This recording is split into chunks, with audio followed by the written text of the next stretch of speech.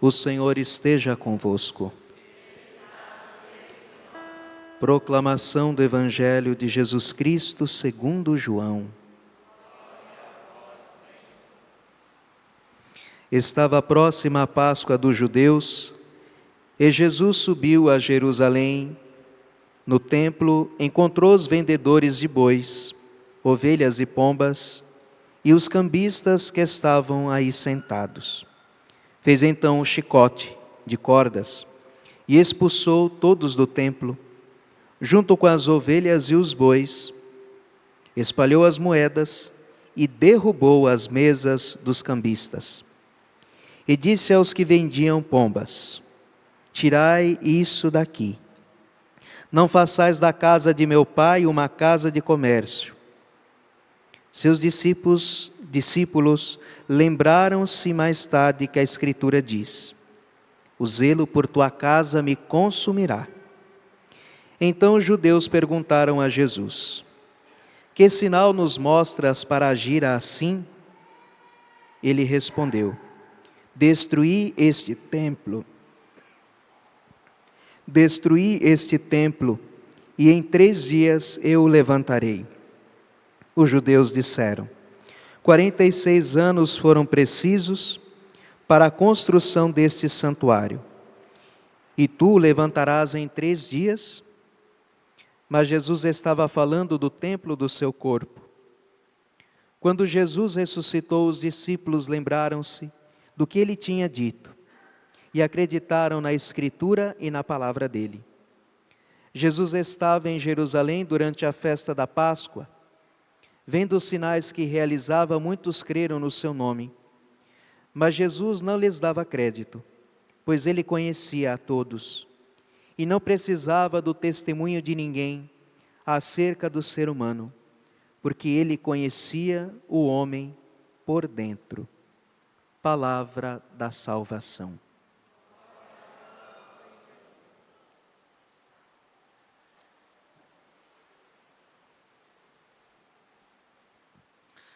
Caríssimos, a primeira leitura que nós ouvimos do livro do Êxodo é a leitura do Decálogo.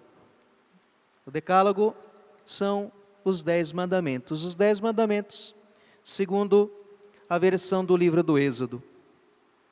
De todo o Antigo Testamento, muitas coisas caíram, porque faziam parte da aliança entre Deus e o povo de Israel. Quando Deus fez a sua nova aliança, nosso Senhor Jesus mudou todo o culto. Todas as leis do culto, todas as leis da purificação, todas elas foram abolidas. Porque Jesus, no seu sacrifício, refez todas aquelas coisas. É por isso que Jesus vai dar como sinal daquilo que ele fez, de ter expulsado o pessoal do templo, fez lá um reio, deu reiada em todo mundo. Porque se você imagina Jesus expulsando as pessoas, não foi dizendo por favor, né? Se Jesus derrubou as mesas, jogou dinheiro no chão, jogou pomba para lá e aquele rolo, não foi pedindo por favor. Então nosso Senhor diz que o sinal que ele dará é destruir este templo, e em 3 dias o levantarei. E o evangelista diz, ele falava do templo do seu corpo, porque ali naquele templo construído, era oferecido o sacrifício de ovelhas, de bois, de pombas, mas agora, a partir de Cristo Jesus, ele oferecerá o novo sacrifício, o sacrifício da nova aliança, da perpétua aliança, no seu sangue. Portanto, o corpo de Cristo é o novo templo, aonde acontece o verdadeiro e perpétuo sacrifício. Então, todas aquelas leis do Antigo Testamento que estavam relacionadas a isso, todas elas caducaram. Mas os 10 mandamentos não. Sobre os 10 mandamentos, nosso Senhor Jesus vai falar no Evangelho de Mateus, no capítulo 5, eu não vim abolir a lei, mas vim dar pleno cumprimento. E aí nosso Senhor, vale a pena depois pegar lá a sua Bíblia e ler o capítulo 5, 6 e 7 de Mateus, e nosso Senhor Jesus vai confirmar os 10 mandamentos. Inclusive, quando aquele jovem rico procura Jesus e diz: mestre, o que devo fazer para ganhar a vida eterna?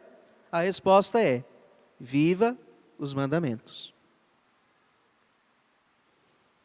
Portanto, o meu olhar nessa pregação hoje se volta para a primeira leitura, onde nós somos chamados a colocar a lei do Senhor no centro da nossa vida, porque, como o Salmo nos lembrou, só o Senhor tem palavras de vida eterna. E a lei do Senhor Deus é perfeita, é conforto para a alma, é a sabedoria dos humildes. Só que acontece que a gente fica revoltado com as leis de Deus, ainda mais hoje no nosso mundo. Os mandamentos de Deus parecem ser um estorvo. Está lá Deus atrapalhando a minha vida. Está lá Deus com os não pode dele, não pode. E dá-se a impressão de que Deus manda e desmanda e faz o que quer. Então, eu não gosto de tal coisa, então ninguém pode fazer. Mas não é isso. A lei de Deus é cheia de sabedoria e cheia de verdade. Quando Deus diz, faça isso, é porque é bom. E Deus quer o melhor para nós. Quando Deus diz, não faça aquilo, não é porque aquela coisa não pode ser feita porque Deus não quer. Mas Deus está dizendo, não faça porque aquela coisa é má. Só que, por que Deus dá a lei? Para facilitar a nossa vida, para facilitar a nossa consciência, o nosso discernimento. Na vida é assim. Por que tem lei de trânsito, tem lei disso, lei daquilo? Porque se todo mundo fizesse o que tinha que fazer, não precisava das leis. Se todo mundo dirigisse certinho, não precisava ter multa. Mas não adianta, né?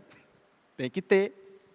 Então, Deus nos ajuda com a sua lei. Mas às vezes nós somos como crianças revoltadas. Meu pai disse que não é para mexer com marimbondo. Mas esse pai aí só sabe proibir as coisas, não sabe o que é bom para a vida. Eu vou lá e vou meter o dedo na cachopa de abelha. Entende?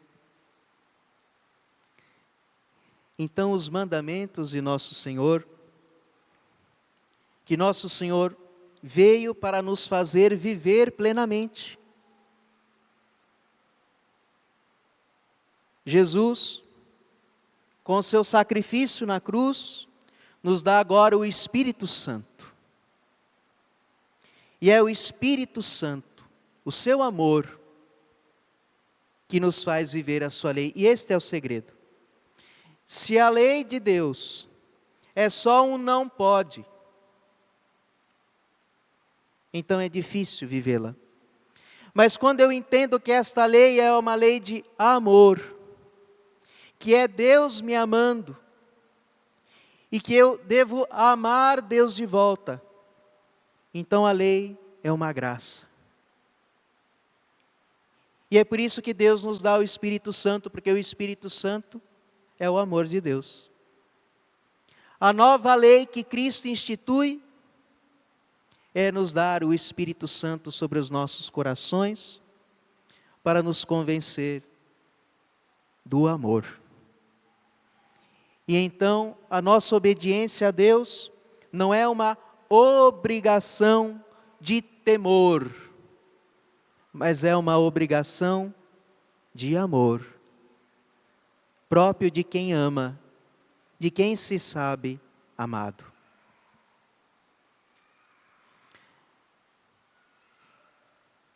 Nossa Senhora, em La Salete nos lembrou isso. Quando Nossa Senhora aparece em La Salete, ela aparece chorando. E as crianças veem aquela senhora linda, que brilhava mais que o sol, com as mãos no rosto, chorando. E elas dizem que as lágrimas caíam dos olhos de Nossa Senhora e se derramavam sobre o seu corpo continuamente. E Nossa Senhora lhes chama e diz que tem algo para lhes comunicar. E Nossa Senhora diz, assim, em outras palavras, estou simplificando, mas Nossa Senhora diz, olha, o braço do meu filho está muito pesado. O braço significa castigo. E eu não posso mais suportá-lo. Se vocês soubessem o que eu tenho feito por vocês, por mais que vocês rezem, vocês não me agradeceriam pelo que eu tenho feito por vocês. Acontece que os dias do Senhor são violados.